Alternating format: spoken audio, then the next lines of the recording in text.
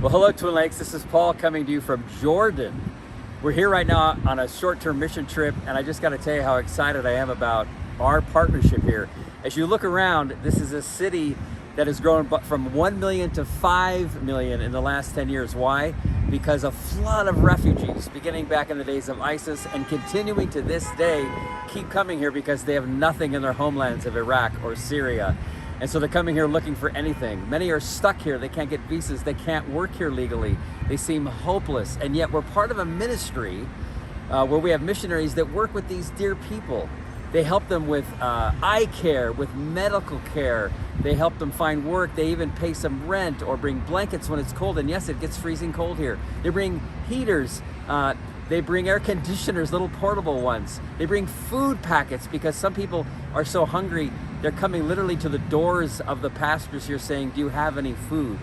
And we're part of a ministry that's providing all of that. If you look behind me, you'll see a sea of buildings, and most of those are housing refugees that have come from the places I've just been talking about. And it can seem so dark and hopeless, and yet when we sit in the homes, which we get to do, tiny little one-bedroom or apartment flats, and we hear the stories of those that have lost jobs, they've lost their entire livelihood, their homes, some of them have lost loved ones. And so there's great sadness and great heartache, and yet in the midst of all of that darkness and doom and sadness, there's hope. Why?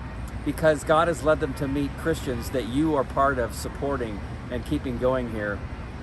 And all the things I've mentioned are happening along with people being introduced to Jesus and the hope that he brings, that even in a dark place, in a dark time, and a life that seems to have nothing to look forward to, he brings hope. And many of them now are even serving in the ministry or going on to new countries and hanging on here until they can find a new place to call home. Why? Because you support people here who help bring all these good things in the name of Jesus, to bring the gospel to hearts and the very lives of these dear folks who have come here, these refugees looking for something. And then they meet Christians who say, well, Jesus loved us, and now we're gonna love you, because that's what we're called to do. So thank you, Twin Lakes. You're part of this wonderful ministry. You're gonna learn more about it at the World Outreach Week in February. So be sure to mark your calendars and look forward to that great time we have together when you'll learn more about all the great things God is doing here with the refugees through Christians that reach out to them.